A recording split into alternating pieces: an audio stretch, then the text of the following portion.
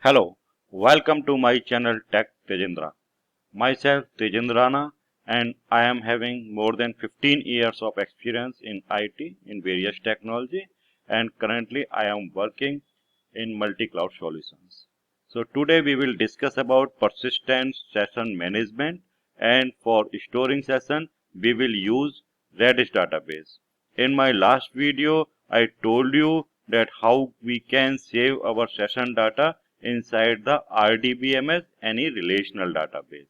But today in this video I will show you how to store session data in Redis. So let's start. So that was the agenda. I already have discussed in my last video in the detail. So I am not going in the detail. I will not deep dive into the detail. If you want detail, then you can check my previous video. You can find the link of my previous window in the description field. Okay, so in last video I discussed what is the sessions in the web applications and the ways we can store the user informations inside either inside the cookies or URL rewriting HTTP session. I have already discussed it. So I am jumping um, from this side. So this is we discussed that why we need persistent session. Okay, we discussed about the sticky session problem and the session replication problem while we are using the load balancer and while we are using our application in the clustered environment, maybe a Docker image, and you are using the Kubernetes and running your application in multiple nodes, right? So in all the case, if you are running your application in cluster, means you need the persistent session. You should not rely on the sticky session and the session application.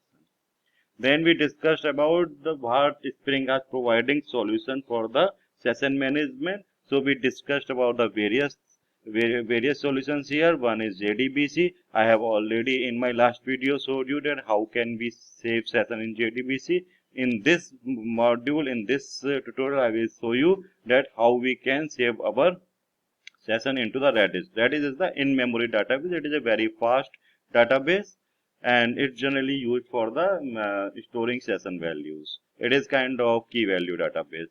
Then various other base like Hazelcast. Hazelcast is also in-memory database. Then we have MongoDB.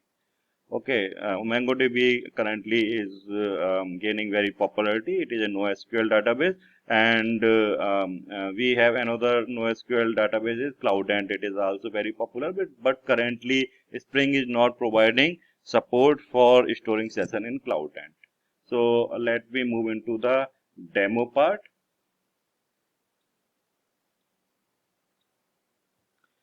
So let first we start uh, from here. Okay, so guys, this is the location of the GitHub of the Redis.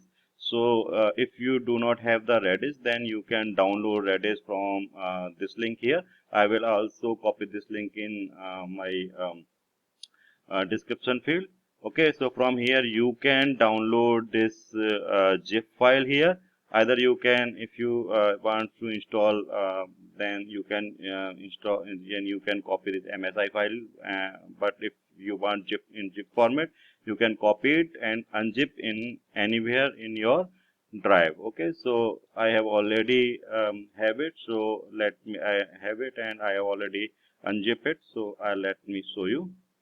Okay, so this is my location where I have copied this Redis, and let me show you. First we have to start the server. Okay, so for starting the server, this is the command. We have to start Redis server.exe file, and then we can also define the heap size. So here I am defining the heap size as 1024 M.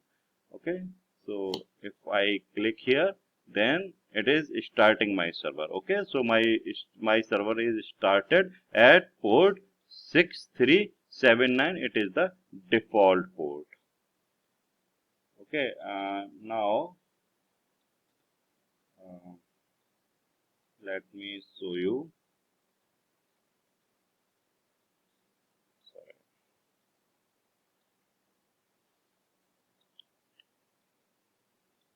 Okay. Once we have started the server, then let we can also use the CLI here. Okay, so this is the CLI command. So we have now inside into our Redis. Okay, and if you want to monitor, then you can give here monitor command.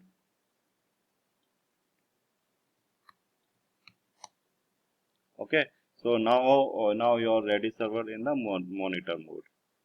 Okay. So let me now show you how we will. Let me show you a sample. So this Git, okay, this is my GitHub Tech Tejendra GitHub account. So here I have written the code, Spring application code, to demonstrate that how we can save our session values inside the Redis. Okay, so this is the code. So let me show you. I will explain everything here to you. So let's first open our Eclipse here. Okay, and first let we import the code from GitHub. Okay, so I am importing code from Git. Next, clone URI. Then the URL of our Spring Redis, and let master branch. Okay, the location. Okay, so it is getting code from the Git now.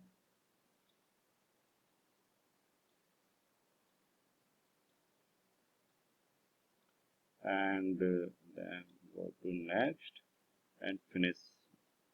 Okay, so we have get the project from the Git, and it is a Maven project. You can see here form.xml file. So it is a Maven Spring project. It is a Spring MVC project. Okay, so I am showing you how we can use Spring MVC for storing Redis. Okay, we can use Spring Boot also. In Spring Boot, it is quite easy, but in Spring MVC, it is somehow tricky. Okay, so let me first show you the code here.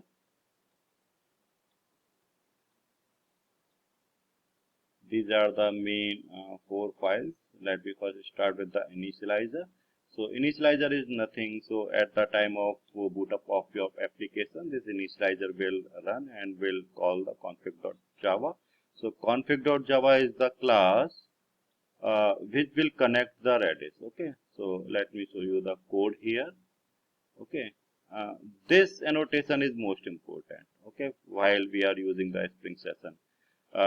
Because this annotation will, every time any request will come to your application, so this annotation will work as a filter.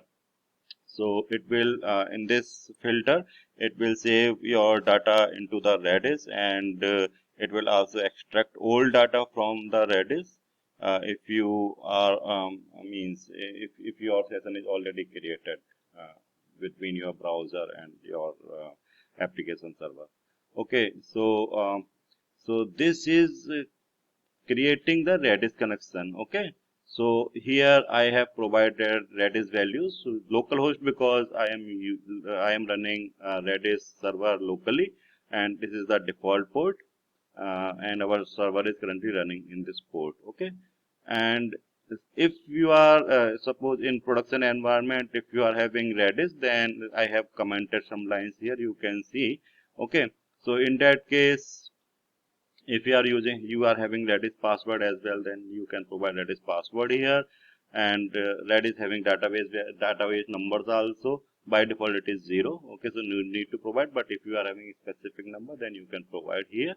And then here, if your Redis is running on SSL, okay, in that case you have some extra configuration for the SSL. So for that you have to provide this line. Okay, that is client configuration. And while setting the factory, you also need to provide this latest client configuration along with the Redis standalone configuration. Okay, that's all. And then your your code will be connected to Redis. Another two files, one is a session servlet. It is doing nothing. It is just creating the session, getting the session from the request, okay, and setting some values into this session. And session destroy class doing nothing. It is just invalidating the session. Okay, here you can see request.get. It will get the session from the request and then it will invalidate. So let me run this application here. So I am running this application into the Tomcat server. So Tomcat server is being started. Let me open the console. So it is starting the Tomcat server currently.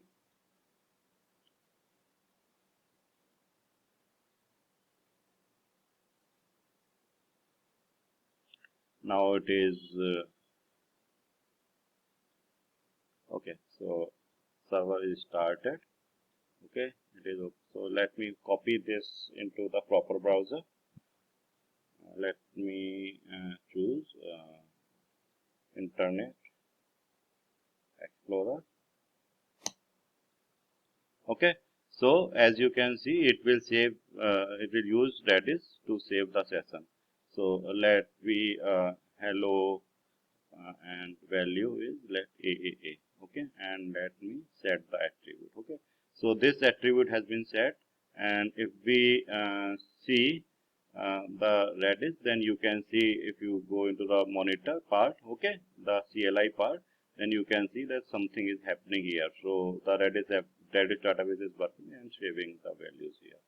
Okay, and suppose some other value like RRRR. Let me give some big string so that we can identify that what is happening there in Redis CLI. Okay, so that's why I am putting a long string here. So let me see in CLI if this is okay. Here you can see, okay, this values is being saving into the Redis. Okay, once we will click on destroy session, so then it will invalidate our session and all values has been vanished. Okay, so that is how Redis will work. Okay, so I hope that this video will be full of information for you if you want to save your session data into the Redis. Okay, in clustered environment, it is very useful to save data into the, otherwise your application might behave wrongly. Okay, in next video I will also cover Spring Boot, and in Spring Boot I will cover both Redis and JDBC connection, because in Spring it is quite easy to connect, but in Spring MVC it is a bit tricky and you need to write some Java code.